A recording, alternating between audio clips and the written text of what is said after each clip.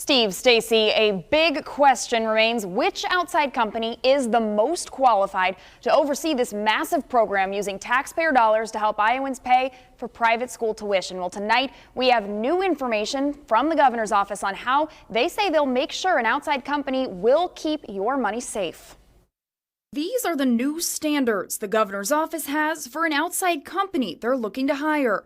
That company will handle transferring hundreds of millions of taxpayer dollars to Iowa families to pay for private school tuition. So we're going to want to really look at how are these companies, how have they performed in the past, what kind of expertise do they bring to the table, and making sure that those things match up well with what we need and what we want here in Iowa. Republican Representative John Wills was in charge of steering the governor's school choice plan through the Iowa House.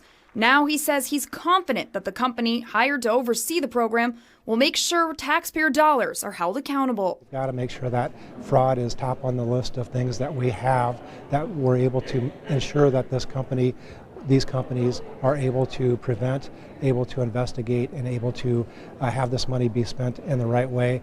Iowans don't want their money to be spent wastefully or to be used in a way that was not meant to be. But Democrats say they still have concerns that money will be wasted. I think that with a program this expensive, we need to get in the weeds a little bit and demand of our contractors who are going to be spending taxpayer dollars that they are clear about what they're going to do to make sure that our dollars are spent wisely. The governor's office is asking companies to, quote, describe their approach to accountability and prevention of fraud and to explain how they'll, quote, prevent waste, fraud, and abuse.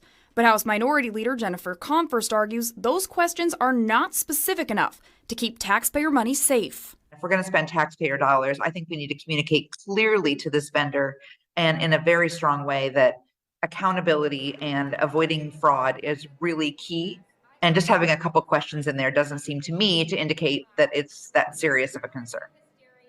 And of course, to be considered for this, companies also have to prove that they have relevant experience. And the state of Iowa is looking at organizations that other states have been using to oversee similar school choice and voucher programs as well. And Amanda, how will the state make sure that these companies that apply haven't been involved in any cases of fraud or any other kind of criminal activity in those other states? Yeah, it's a good question, Steve. So these companies are going to have to meet all sorts of standards and provide the government with a bunch of information. Some of that information is they have to report if in any time in the past 5 years they've been involved in any sort of litigation, if they have had litigation threatened against them.